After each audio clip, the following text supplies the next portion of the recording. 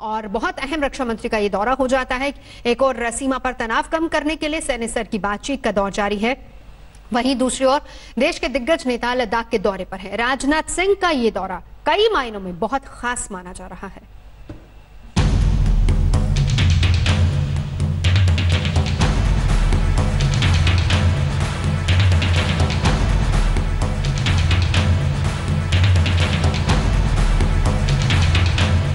लेकिन इतनी बात मैं विश्वास के साथ कह सकता हूं कि हम अपने राष्ट्रीय स्वाभिमान, नेशनल प्राइड से किसी भी सूरत में समझौता नहीं करेंगे।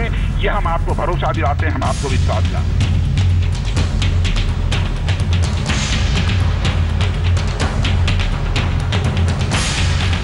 हम ये भी जानते हैं कि शांति निर्बल कभी नहीं ला सकता, कमजोर शांति की पहल नहीं कर सकता। वीरता ही शांति की पूर्व शर्त होती है। लेह की जमीन से चीन को पीएम मोदी ने साफ शब्दों में कह दिया था कि हिंदुस्तान पर बुरी नजर ड्रैगन को महंगी पड़ने वाली है। मोदी की हुंकार के बाद अब रक्षा मंत्री राजनाथ सिंह का दौरा चीन को यह संदेश देने की कोशिश है कि भारत लद्दाख विवाद को लेकर कोई नरमी नहीं बरतने वाला है। राजनाथ सिंह गलवान में चीन की गुस्ताखी को लेकर पहले ही कड़ा संदेश दे चुके हैं। हम लोगों की भी यह कोशिश है कि मिलिट्री लेवल पर और डिप्लोमेटिक लेवल पर बातचीत के द्वारा इंडो चाइना के बीच जो इस समय टसल है, इसका समाधान निकाला जाए। लेकिन इतनी बात मैं विश्वास के साथ कह सकता हूं कि हम अपने राष्ट्रीय स्वाभिमान, नेशनल प्राइड से किसी भी सूरत में समझौता नहीं करेंगे। यह हम आपको भरोसा दिलाते हैं, हम आपको विश्वास दिलाते हैं। राजनाथ सिंह का यह दौरा उस वक्त हो रहा है जब सीमा में तनाव को लेकर दोनों देशों के बीच सैन्य स्तर की बातचीत जारी है। कई मोर्चों पर चीन के वापस जाने की सहमति बन गई है। 6 जुलाई से सैनिकों को हटाने की प्रक्रिया शुरू कर दी गई और अब तनातनी वाले ज्यादातर स्थानों से सैनिक पीछे हट गए हैं। वहीं फिंगर 5 पर चीन अभी भी हटने को तैयार नहीं है। दोनों देशों के बीच 4 दौरे की बातचीत हो चुकी है। ऐसे में राजनाथ LAC जाकर मौजूदा हालातों को समझने की कोशिश करेंगे। अब जब रक्षा मंत्री जब जा रहे हैं और सेना अध्यक्ष जी जब जा रहे हैं, वो दूसरा मकसद है उनका। अभी जाके वो तो मिलिट्री का जो मिलिट्री प्रिपेयर्डनेस है हमारी, उसके ऊपर ध्यान होगा। एक्चुअल ग्राउंड सिचुएशन क्या है, कहाँ तक प्रोग्रेस हुई है, लद्दाख में इस प्रकार की चीजें देखी जाएंगी। रक्षा मंत्री LAC के फॉरवर्ड ब्लॉक पर सेना की तैयारी की समीक्षा करेंगे।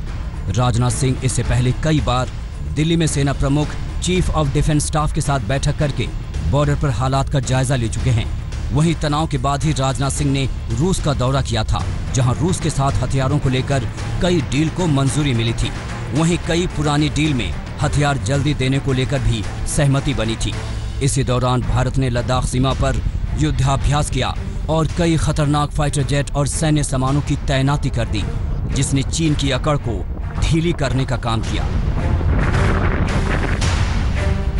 राजनाथ की अध्यक्षता में 2 दिन पहले हुई DAC की बैठक में भी हथियारों की खरीदारी बढ़ाने को मंजूरी मिली। सेना को अधिकार दिया गया कि 300 करोड़ तक के हथियार अपने स्तर पर खरीद सकती है।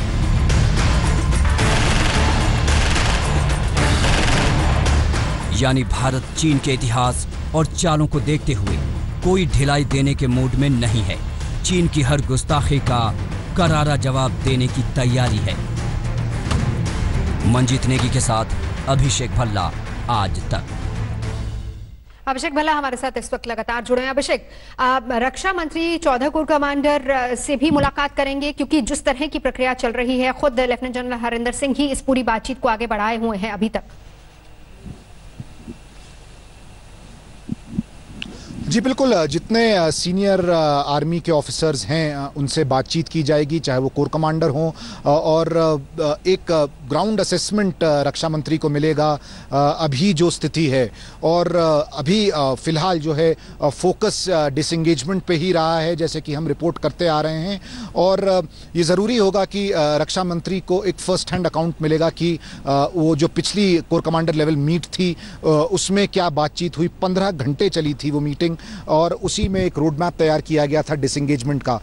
हालांकि कुछ जगहों पे डिसंगेजमेंट हो गया है, लेकिन पेंगोंग झील और हॉट स्प्रिंग्स दो ऐसे इलाके हैं जहां अभी भी वो जो डिसंगेजमेंट का प्रोसेस है वो पूरी तरह से कंप्लीट नहीं हो पाया है। बल्कि इंडियन आर्मी की भी जो कल स्टेटमेंट आया था उसमें भी यही कहा गया था कि बार बार ग्राउंड पे वेरीफाई कराने की ज़रूरत है जब भी डिसंगेजमेंट होगा। तो इन सारी चीज़ों की जानकारी रक्षा मंत्री को मिलेगी और एक जो असेसमेंट है भारतीय सेना का ग्राउंड पर वो भी उनके साथ शेयर किया जाएगा। बहुत अहम यहाँ पर अभिषेक भल्ला ये भी हो जाता है क्योंकि ठीक है वहां पर मुलाकात करेंगे वो 11 कोर कमांडर से भी, और ऐसे में भले ही डिसंगेजमेंट की एक प्रक्रिया जो लगातार चल रही है जिसमें चीन भी माना है वो भी पीछे हटा है, हिंदुस्तानी सेना भी थोड़ी पीछे थी है, लेकिन जहां पर तनाव वाले क्षेत्र हैं चाहे वो हॉट स्प्रिंग का इलाका हो या फिर पैंगोंग झील का, ये दोनों इलाके, क्या भरोसा किया जा सकता है चीन पर? क्योंकि यहां पर अभी भी वो अड़ा हुआ है, बाकी जगहों पर भले ही पीछे हट गया हो, क्या भरोसा कर सकते हैं कि उसके बाद किसी तरह की गुस्ताखी नहीं होगी? देखिए नवजोत, आपको याद होगा कि जो पहली कोर कमांडर मीटिंग थी वो करीब 6 जून को हुई थी और उसके बाद 15 जून को एक झड़प हुई थी गलवान इलाके में। उसके बाद से जो ये ट्रस्ट डेफिसिट जिसे कहते हैं काफ़ी बढ़ता रहा और उसके बाद से अभी तक कोर कमांडर लेवल की 4 मीटिंग्स हो चुकी हैं। हमें काफ़ी सूत्रों ने बताया कि जो पहली मीटिंग थी उससे लेके अब तक 4 मीटिंग्स के बाद तक जो है स्थिति काफ़ी बदल गई है, क्योंकि पहले जो था चीन कुछ जगहों पर खास करके पेंगोंग में पीछे हटने की बात बिल्कुल नहीं मानता था। अब कम से कम LAC फिंगर 8 पर है और दोनों सेनाओं को पीछे हटना है, इस पे चर्चा भी हो रही है और दोनों सेनाएं पीछे हटी भी हैं। बिल्कुल, लेकिन अभी देखना होगा कि आगे लौटेंगे आपके पास। नमस्कार, मैं हूं अंजना ओम कश्यप। हमें उम्मीद है ये वीडियो आपको पसंद आया होगा।